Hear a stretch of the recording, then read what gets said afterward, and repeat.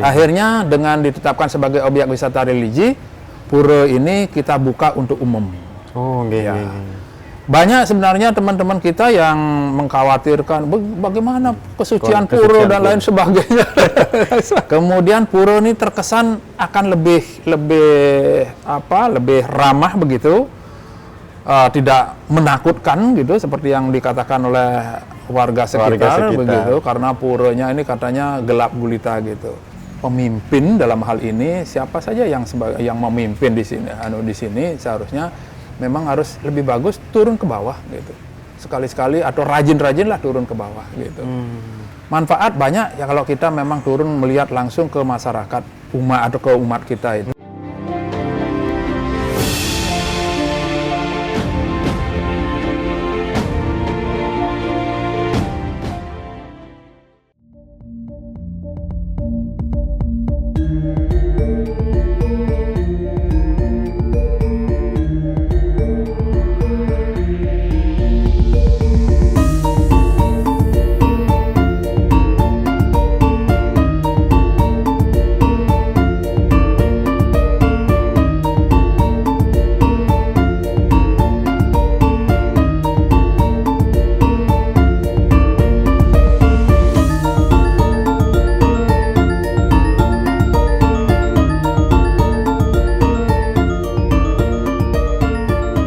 Om Swastiastu, salam rahayu pemirsa Hindu Channel dan umat Hindu yang ada di Semarang tentunya.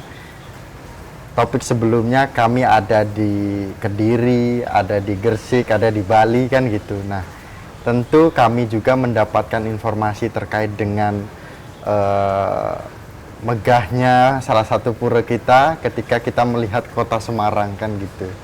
Nah, yang langsung kita ajak diskusi dan ngobrol mencari informasi langsung adalah dari Ketua PHDI Kota Semarang.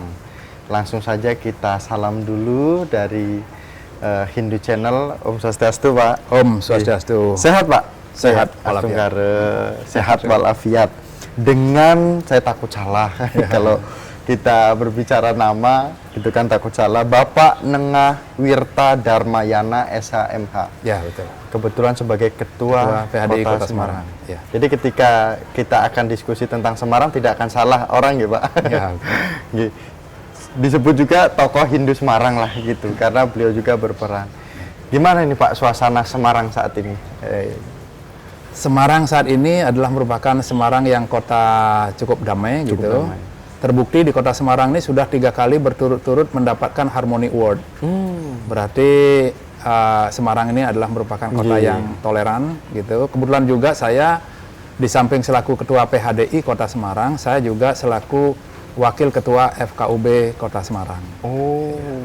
Sehingga dapatlah penghargaan itu. Nah, kemudian ketika berbicara umat Hindu nih, Pak. Ya. Karena kita berada di Pura apa nih sebutannya? Pura Agung Girinata. Ya. Tadi kita naik ke atas, megah, luar biasa kanan kiri. Nah, cuman yang menjadi pertanyaan pertama, bagaimana membuat umat Hindu kita itu agar guyup, khususnya di Kota Semarang itu, Pak? Ya. Kalau umat Hindu di Kota Semarang, jumlah secara data yang ada di Dispenduk Capil, jumlahnya 10.537 jiwa. Nah, umat Hindu di Kota Semarang menurut saya cukup guyup, rukun, karena kita menyadari bahwa kita mengenal Sesanti atau Wasudewam Kutumbakam, kita adalah semua bersaudara begitu. Di sini kita tidak mengenal atau mengabaikan yang disebut dengan suku ras, keturunan dan lain sebagainya. Ya, kita di sini sama-sama sebagai warga Kota Semarang yang beragama Hindu. Gitu. Nah, ini Pak, ada kendala nggak sih kok bisa jadi Ketua PHDI Kota Semarang? Maksudnya ada kendala ketika kita berperan menjadi ketua mengambil alih gitu, atau saya ingin menjadi ketua misalkan. Berarti ada kendala di balik itu semua. Nah, di Kota Semarang atau di Pura ini ada kendala nggak sih? Ya, jadi saya menjadi Ketua PHDI Kota Semarang sejak tahun 2015. Nah, pada saat itu begitu saya diperintah oleh Loko Sabo waktu itu. Nggih. Begitu saya diangkat menjadi ketua PHDI, yang ada dalam pikiran saya bagaimana memperkenalkan Hindu dan memperkenalkan Puro Agung Girinate ini kepada masyarakat minimal di Kota Semarang dulu, gitu. Karena sebelumnya itu saya terus terang banyak teman-teman saya itu nyalami saya manakala Hari Raya Waisak. Gitu. Oh, selamat Waisak ya Pak Nengah gitu. Wah, saya kaget itu. Saya bukan Buddha, saya ini agama Hindu. Oh, kalau agama Hindu sembahyangnya di mana Pak Nengah gitu.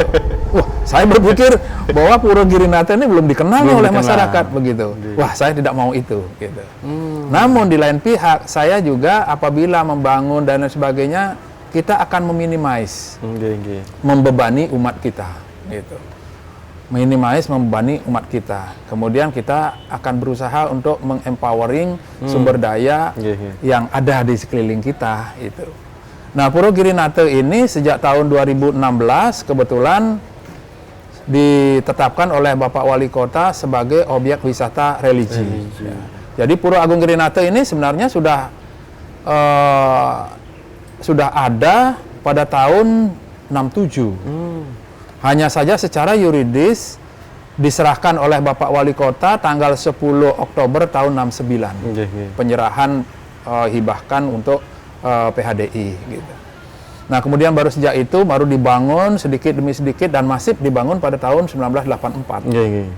Nah, hanya saja keberadaan Puro Agung Girinate yang seperti yang saya katakan tadi belum dikenal begitu oleh masyarakat Kota Semarang khususnya. Buktinya banyak yang nanya ke saya di mana sembahyangnya, mana sih Puro Girinate gitu. Nah, saya berpikir bagaimana memberdayakan, mengenalkan Puro Agung Girinate ini. Apalagi Ketua Pengempon mengatakan bahwa Puro Agung Girinate ini ajaib, penghasilan cuman 2,5 juta, sedangkan pengeluaran 3 juta gitu. Saya mikir waktu itu, bagaimana caranya untuk mengempowering sumber daya yang ada supaya kita tidak lagi minus seperti itu. Akhirnya dengan ditetapkan sebagai objek wisata religi, pura ini kita buka untuk umum. Banyak sebenarnya teman-teman kita yang mengkhawatirkan bagaimana kesucian pura dan lain sebagainya. Itu pasti itu ketika dilakukan untuk umum apalagi kan gitu. Itu. Nah, terus bagaimana Bapak menanggapi itu? Saya sedikit sampaikan kepada umat kita bahwa leluhur kita itu sudah luar biasa. Konsep pura ini terdiri dari Trimandala, yaitu ada Utama Mandala, Madya Mandala, Nista Mandala. Menurut saya Madya dan Nista ini adalah ritus sosial kemasyarakatan. Yang kita sucikan betul-betul adalah Utama Mandala sebagai ritus spiritual gitu. Nah, Madya Mandala kita berdayakan untuk masyarakat umum. Gedungnya bisa digunakan untuk pesta pernikahan, boleh laksanakan di sini, saya bilang gitu. Mau sunatan istilahnya warga sekitar boleh. Nah, kebetulan kan karena saya juga polisi begitu, kenatipun Puro Agung Girinate sudah saya pasangi CCTV ini, setiap sudut ada CCTV. Saya dari rumah aja melihat bagaimana siapa yang ada di Puro Girinate bisa lewat HP saja. Saya mungkin Bapak hadir tadi ke sini melihat Hindu Channel langsung Bapak ke sini gitu. Saya lihat kok ada Hindu Channel di sini. Mau nyari apa nih? Saya datang gitu. Jadi gitu. Nah, dengan demikian Mas, begitu dibuka untuk umum, ternyata pemasukan pasti ada. Tujuannya pemasukan pasti ada. Kedua, pura ini pasti akan lebih bersih, gitu. Kemudian pura ini terkesan akan lebih ramah begitu, tidak menakutkan gitu, seperti yang dikatakan oleh warga sekitar. Begitu, karena puranya ini katanya gelap gulita gitu. Begitu dikatakan bahwa Pengempon mengatakan bahwa pura ini nol saldo. Saya lihat apa saja sih pemasukan pengeluaran yang dilakukan di Puro Girinate ini. Ternyata dari hasil itu saya bisa menginventarisir begitu bahwa harus saya membuat inovasi gitu. Kalau sekarang tanyakan berapa sih saldo di Purwagung Girinate? Minimal 70 juta gitu. cukup lah. Bahkan kemarin sebelum Covid kita punya uang 150 jutaan Untuk ada, pengelolaan ya. itu sangat cukup sekali. Cukup sekali gitu. Nah, Pak, ini nama panggungnya siapa nih Pak? Nanti supaya umat Hindu khususnya atau saudara kita yang menyaksikan Hindu Channel ini, nama panggungnya Pak Nengah. Pak Nengah. Pak Nengah itu pasti Nengah, dikenalnya. iya, Nah, iya. hari ini Hindu Channel juga mengundangnya Pak Nengah. Jadi Pak Nengah, kalau nggak salah sudah tinggal di sini sejak tahun 79. Ya, betul. Kemudian menjabat PHDI dan organisasi lainnya, tapi kita menyoroti PHDI sejak Ya, tahun 2015. 2015, ya. Berarti tinggal 2 tahun lagi Ya, di betul 2025 sekali. Ya. gitu kan. Nah, ketika berbicara 2025, proses sebelumnya itu kita lihat Pak, dari sisi depan mau masuk ke Pura Girinata ini, Ya. bayangan kita ketika dari Jakarta itu ini berada di pelosok. Ya. Tapi kita sudah melihat di media sosial. Nah, kita buktikan coba hadir ke sana, ternyata masuk ke udah ada pelangnya, masuk terus mewah lagi, ada parkiran, terus masuk lagi ke dalam, tadi keliling-keliling sama Bapak. Ada ide dari mana gitu kan? Kok bisa ada tercetus seperti itu gitu. Ya. Jadi idenya itu tadi. Bagaimana kita menciptakan bahwa pura ini harus bermanfaat.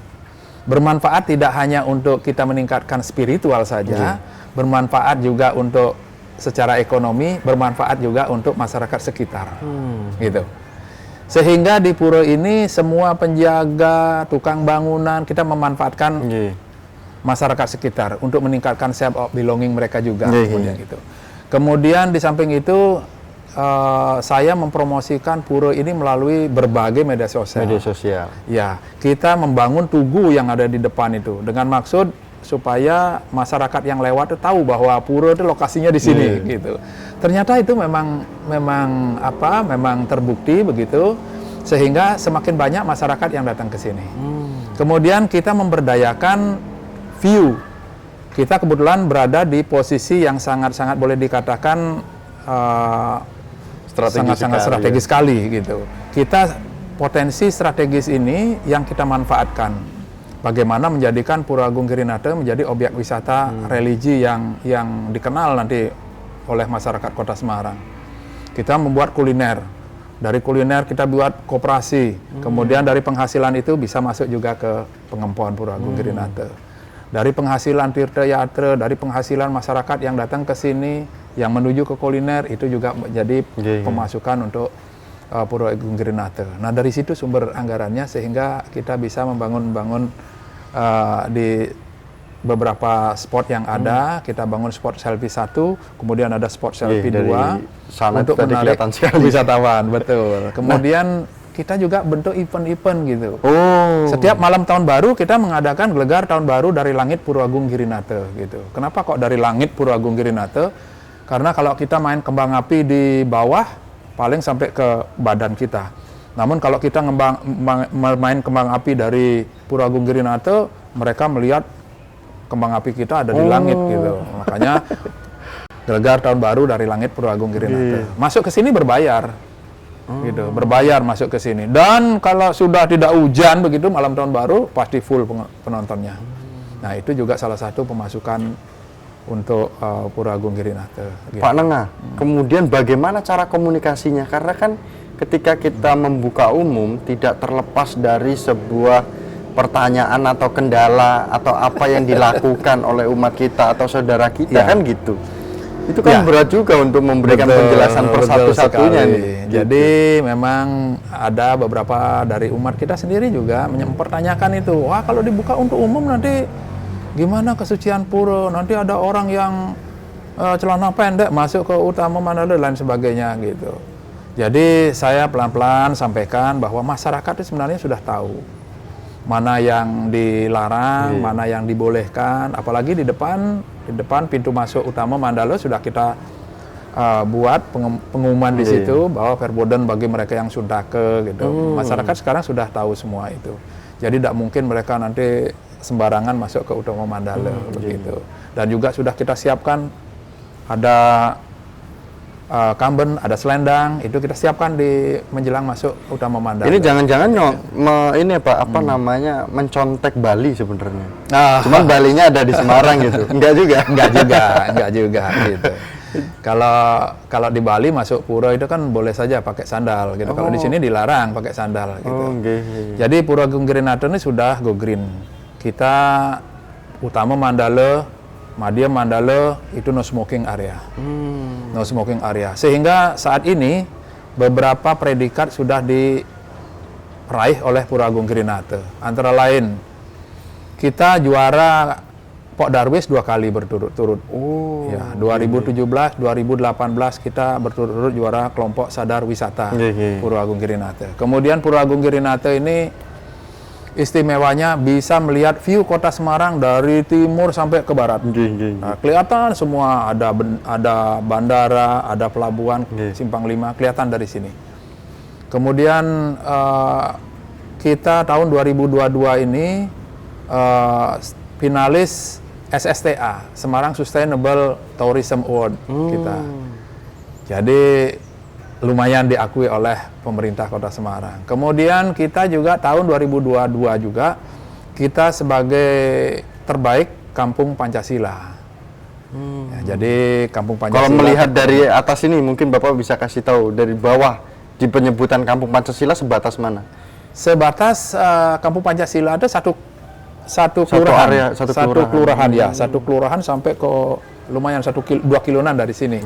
Nah kemudian Pak Nengah, tentu tadi saya lihat ada Ganesha di depan, terus bedanya itu Ganesanya itu ada ini Pak, ada tempatnya kan gitu, kayak tempat pemujaan seperti itu. Nah, apakah ini bisa dikatakan supaya umat Hindu yang memang secara tradisi Hindunya ke sini, umat Hindu lain atau umat keyakinan lain atau yang lain untuk dokumentasi di sana, atau bagaimana ini supaya ketika umat Hindu yang tirtayatra pasti kan berkunjung ke beberapa pura yang berbeda-beda. Nah ini kok beda sekali gitu mungkin. Jadi begini, mungkin saya tidak begitu terpengaruh dengan adanya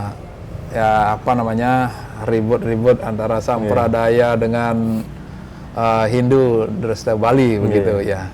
Jadi bagaimanapun saya ini orang Bali, saya juga pasti akan menjunjung tinggi Hindu Dresta Bali itu. Saya menyadari bahwa di Bali itu antara agama, budaya, dan adat itu sudah menyatu.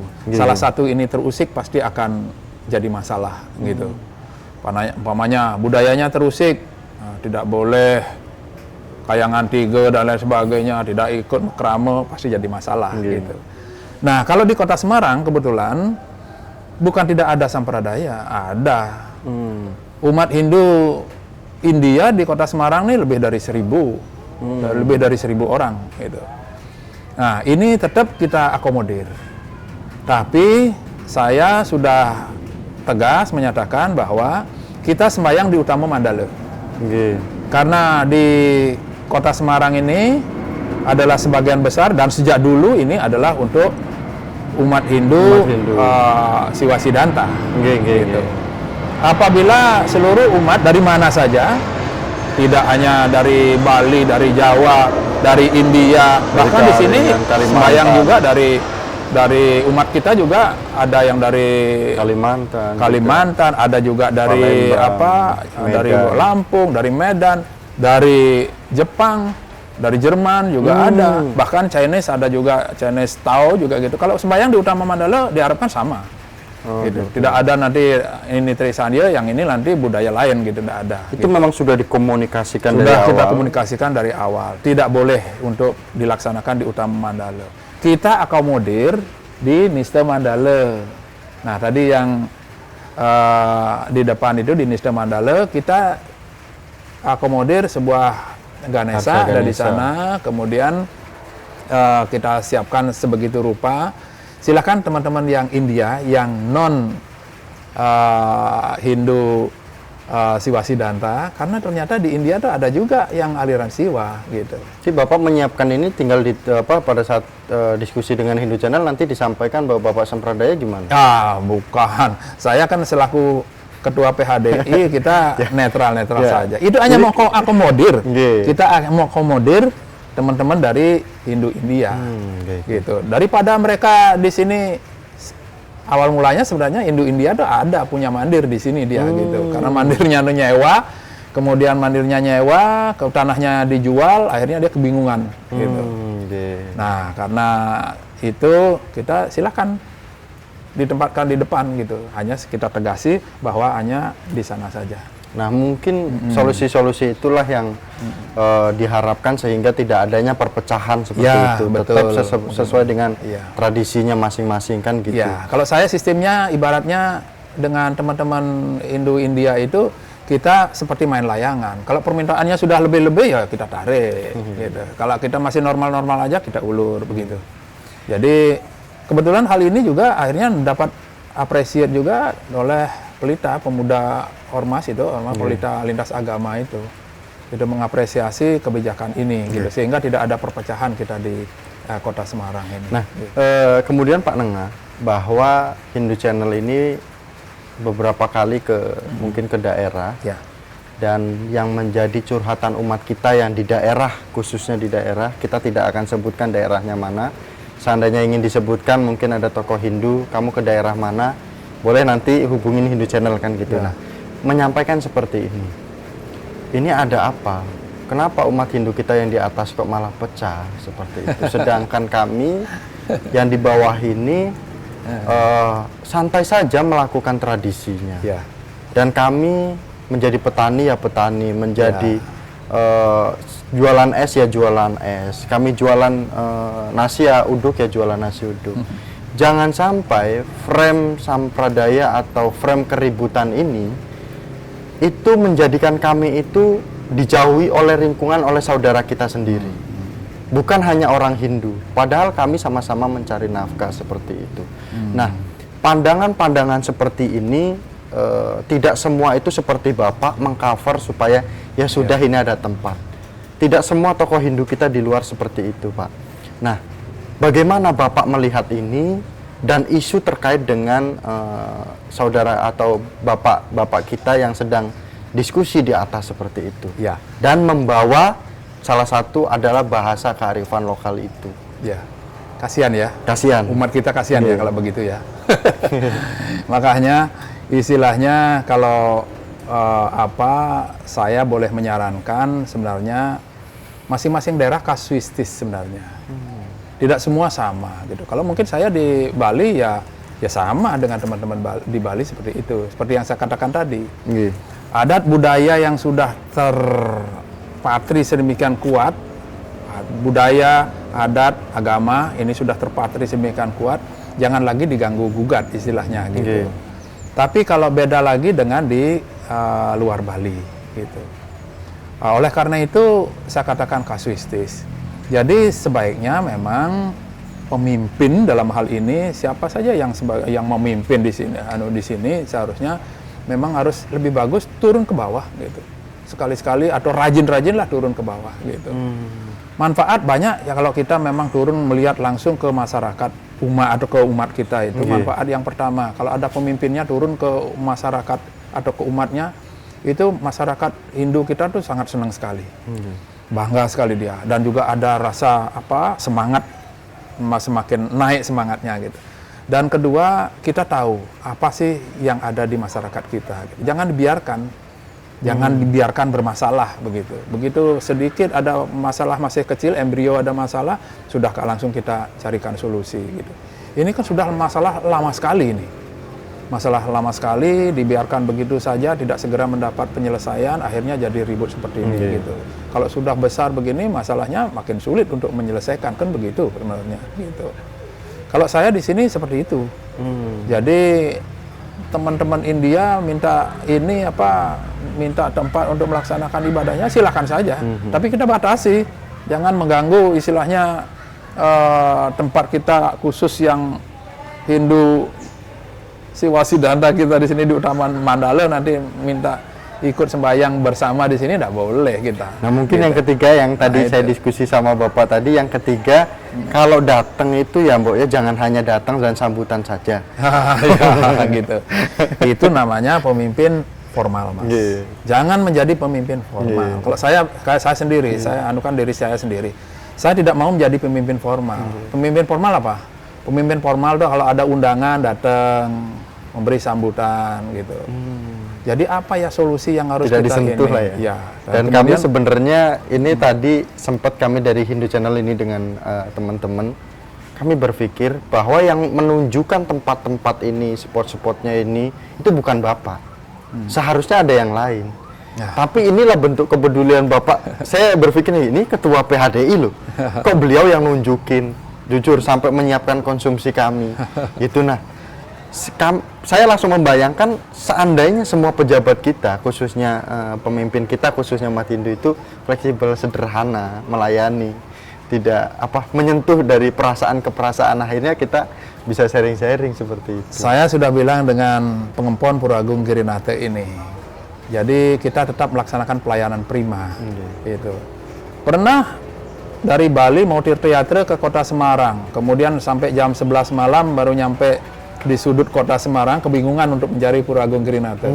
Itu kita jemput, kita temani sampai jam 2 pagi, jam 3 pagi di sini. Tidak ada masalah itu. Karena ya itu tadi, kita juga Wasudewam Kutumbakam, kita semua saudara itu. Kemudian kedua juga kita memberikan pelayanan terbaik ke Pura Agung Girinate. Dengan cara demikian, Astungkara kita tidak kurang pengunjung ke kota Semarang ini. Gitu ya. Kita pengunjung tidak hanya umat Hindu di sini, dari mana saja kalau datang ke Pura Girinate kita perlakukan sebagai tamu yang baik gitu. Apalagi kegunaan lingkungannya ini benar-benar dimaksimalkan oleh saudara-saudara kita. Jangan bisa lihat di Pura Agung Girinate ini bisa digunakan untuk apa saja gitu, kecuali berjudi. Ya, kejudi nggak boleh. Gitu. Di lingkungan Pura Girinate ini boleh digunakan untuk wedding, boleh digunakan untuk foto wedding juga, asalkan jangan di Utama Mandala. Pelatihan asalkan jangan di Utama Mandala. Di Madya Mandala untuk pelatihan-pelatihan sering dilakukan gitu. Rapat-rapat dari kecamatan pun rapatnya di sini juga, melaksanakan rapat di sini juga. Silakan boleh gitu. Kemudian ada beberapa juga datang berkunjung ke sini hampir setiap minggu tuh ada. Baik dari masyarakat masyarakat umum begitu. Kemarin dari Jawa Timur ada studi banding ke sini terkait dengan Kampung Pancasila. Kemudian ibu-ibu FKK se-Kota Semarang datang ke sini juga. Bagaimana sih menciptakan pura yang go green ini? Pura Agung Girinate ini luar biasanya apa? Pura Agung Girinate berada di ketinggian. Tidak ada air hujan yang melimpah ke kampung lingkungan. Karena di sini sudah kita buat sumur-sumur peresapan. Jadi belum sampai sumur peresapan yang ke-10, air hujan ini semua sudah masuk ke perut bumi. Sehingga tidak ada mengganggu masyarakat sekitar yang ada di bawah kita ini. Gitu. Nah ini kemudian kita juga Pura Agung Girinate ada ruang laktasi di depan. Ruang menyusui. Ya, mungkin kalau di Bali nyusui biasa saja di Pura di Bali. Kalau di sini menyusui apalagi digunakan ini ya. Jadi di sini kita siapkan ruang laktasi. Kemudian di sini juga kita siapkan kamar mandi khusus difabel ada. Kita juga bangun kamar mandi juga di bawah, ada 10 kamar mandi yang sekelas hotel lah gitu. Kemudian beberapa spot-spot yang ada juga kita di sini kita bangun ya karena memenuhi persyaratan sebagai objek wisata religi itu. Nah, kemudian kita juga di sini siap untuk menerima petirta yatra dari mana saja. Kita ada kasur, ada bantal untuk istirahat di sini bisa. Gitu. Terus Hindu Channel nginap di sini, Pak. Ya, boleh. Cuma waktu kita cuma sehari sehingga kita harus. Kemudian juga kita punya tim konsumsi. Apabila umpamanya mau tirta yatra sehari 2 hari nginap di sini plus makan, bisa kita siapkan tim konsumsi di sini. Sesuai menu permintaan. Ini yang dilakukan oleh Pura Girinate. Ya mudah-mudahan dengan beberapa inovasi-inovasi, upaya-upaya itu kita bisa memaksimalkan, bisa steady terus dan tidak kekurangan untuk fresh money untuk menghidupi Pura Agung Girinate ini. Gitu. Nah, sebenarnya diskusinya sudah cukup panjang, tapi ada satu pertanyaan lagi, Pak. Tadi ada yang ketinggalan kayaknya. Sepertinya Pasraman itu kayaknya tidak dipakai. Ada apa dengan Pasraman? Ya, ruang Pasraman di belakang itu dulu dipakai pada saat sekolah minggu. Sekolah minggu. Kan beda sekolah minggu dengan Pasraman. Nah, kita sekarang sudah punya Pasraman non formal. Kalau sekolah minggu berarti belajar agama di kelas.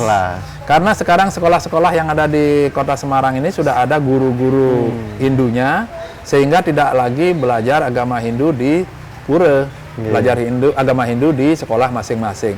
Namun tetap ada waktu-waktu pemantapan agama yang dilaksanakan di pura ini. Gitu. Kita sekarang ada pasrama non formal. Pasrama non formal itu sisinya itu tidak hanya anak sekolah, bisa saja para remaja, bisa juga orang tua jadi sisya. Nah, sehingga kelas itu tidak dipakai sekarang.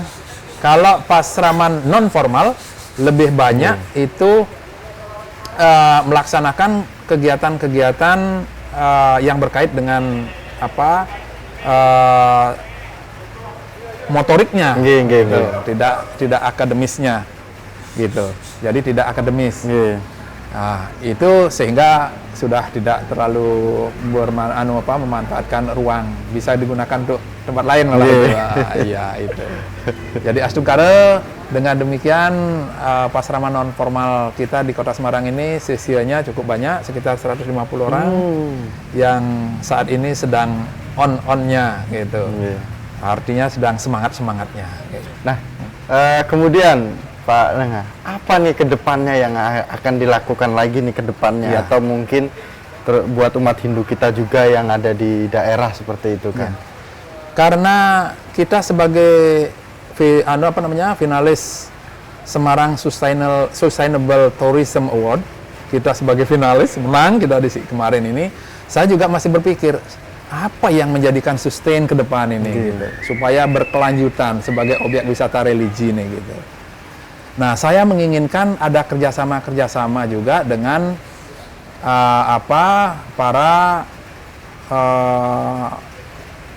para pengelola wisata. Contohnya di Semarang sering sekali ada kapal atau cruise yang yang berlabuh di Tanjung Mas, kemudian nanti rencananya akan kita ajak ke Kota Semarang. Hanya saja di Pura Agung Girinata ini harus ada tampilan. Kita kebetulan potensi ada. Kita tinggal action saja sebenarnya. Potensinya ada. Potensinya apa? Kita punya gong, kita punya angklung, kita punya joget bubung, kita punya geder, macam-macam kita ada di sini. Lengkap lah gitu. Kita tinggal memainkan itu aja. Sehingga ketika para wisatanya hadir, gitu. Ketika para wisata hadir, kita ajak berinteraksi di situ dalam bentuk berkesenian. Pasti kita melaksanakan kegiatan itu pasti ada dolar itu pasti. Pasti ini nanti ada. Gitu. Kemudian yang itu Pak, yang kemudian kita juga punya program tahunan itu. Program tahunan yang sudah kerjasama dengan Dinas Pariwisata. Ada 2 yang sudah kerjasama dengan Dinas Pariwisata itu. Yang pertama itu tadi malam gelegar tahun baru dari Langit Pura Agung Girinata, dan yang kedua karnaval seni budaya lintas agama dan pawai ogoh-ogoh. Sebenarnya judulnya kita buat itu karnaval seni budaya lintas agama yang besar itu. Ya kecil aja, dan pawai ogoh-ogoh. Tapi dikenal di Semarang ini yang besar justru pawai ogoh-ogohnya. Wartawan itu nulisnya yang besar pasti pawai ogoh-ogohnya di balik. Karena itu menjadi ikon yang cukup menarik di Kota Semarang gitu. Dan ini kalau kita sampaikan ke dalam, sebenarnya saya setuju sekali dengan upaya yang dilakukan oleh Dirjen sekarang, yaitu melalui seni budaya. Karena seni budaya inilah umat Hindu bisa melaksanakan siar agamanya, gitu. Hanya berdasarkan seni budaya itu untuk melaksanakan siar agama. Makanya kita di sini di Kota Semarang akan melaksanakan itu. Kenatipun ada tujuan lain lagi, yaitu untuk meningkatkan pariwisata, meningkatkan kerukunan antar umat beragama, antar etnis. Kemudian kita juga bisa memantik seni, kreasi-kreasi baru bagi para seniman yang ada di Kota Semarang. Itu yang kita lakukan. Dan Astungkara juga, pemerintah Kota Semarang sangat appreciate terhadap hal ini. Terbukti beliau menganggarkan 200 juta untuk mendukung kegiatan itu. 200 juta untuk kita umat Hindu sebagai inisiator dan pelaksana. Gitu. Yang penting bukan itu, yang penting umat Hindu eksis di Kota Semarang. Gitu. Yang penting umat Hindu eksis, dan di daerah-daerah juga harus eksis. Mungkin ada saudara kita tuh yang ingin memberikan bantuan untuk membangun ogoh-ogoh di daerah-daerah kita biar rame juga kan gitu. Nah, ini suasananya hujan. Habis ini ada kesibukan apa, Pak? Kalau saya ini, pura ini saya jadikan sebagai second home. Second home. Ya. Jadi pura setelah pensiun, pura ini menjadikan second home. Pensiun gitu. tahun Tahun 2018. 2018. Ya. Akhirnya mengabdi, ngayah. Ngayah di pura. Sebenarnya di pura. banyak sekali, karena kebetulan saya juga S2 saya itu kan politik dan Iya. pemerintahan. Gitu. Jadi terjun politik juga kok nggak cocok hati saya. Waktu saya dinas pernah saya jadi 2 tahun jadi pengacara, gitu. Nah, setelah pensiun kok nggak hati saya nggak ada juga jadi pengacara. Gitu. Yang paling tepat ngayah Di Pura Girinata. Iya, jadi happy di Pura Agung Girinata. Sukses semua, Pak, sudah sharing-sharing dengan pemirsa Hindu Channel, dan ada di Hindu Channel juga nih teman-teman pemuda kreatifnya, semangatnya nih Pak, luar masih biasa. muda gitu. Ya. Kata Ibu tadi ada omong juga, ya mumpung belum berkeluarga semangat gitu kan. Ini biar semangat anak-anak Ya. muda, butuh dukungan juga dari tokoh-tokoh Hindu seperti itu, supaya kami ketika berkarya ke daerah-daerah ada power energinya bahwa Ya. Hindu kita ada di berbagai daerah, Ya. ada keunikan-keunikan yang perlu diangkat, kan seperti itu. Jadi kalau menurut saya sekarang ini saatnya memberdayakan anak muda khususnya di bidang Kreatif, teknologi dan kreatif, kemudian digital seperti ini gitu. Sehebat apapun upaya-upaya inovatif breakthrough yang kita lakukan, kalau tidak ada di media pemberitaan sosial di media, terutama media sosial saat ini tidak akan kelihatan. muncul. Oleh karena itu, saya katakan sangat-sangat penting untuk mengelola Hindu Channel. Hindu Channel dan lain sebagainya. Silakan apa nanti yang lainnya untuk adik-adik khususnya remaja. Luar biasa, saya appreciate di sini. Sukses semua, Pak Nengah sudah memberikan apresiasi juga untuk Hindu Channel, dan kami semoga selalu semangat juga. Dan Pak Nengah, kami akan pantau 2025 setelah selesai ngayah. Kita lihat nih, fasilitas apa lagi yang akan dibangun, karena luar biasa pembangunannya. Ini kalau anak muda yang ke sini dari perjalanan yang capeknya luar biasa, ketika nyampe sini, wah udah suasananya udah menikmati, lega, damai, pulang bawa file-file untuk foto-foto, upload di media sosial, udah besok Tirta Yatra lagi ke sini. Oke, terima kasih. Dan mohon maaf mungkin ada tambahan bahwa pura di Kota Semarang saya mengelola tidak hanya Pura Agung Girinata saja. Ada juga Pura Amertasari yang ada di wilayah Semarang Timur. Kemudian ada juga Pura Buana Mandala dan Pura Satya Dharma yang baru kita bangun di Kecamatan Mijen. Silakan bagi umat Hindu dari manapun yang akan Tirta Yatra, silakan hubungi nomor saya. Dan nomor saya ini tidak pernah mati, jam 2 pun pagi telepon saya pasti saya angkat. Semua Pak. Oke, kami tutup dengan Paramasanti bersama dengan Ketua PHDI Kota Semarang dengan Bapak Nengah. Nama panggungnya saja yang kami sebutkan. Paramasanti, Om Santi, Santi, Santi, Om. Sukses Pak.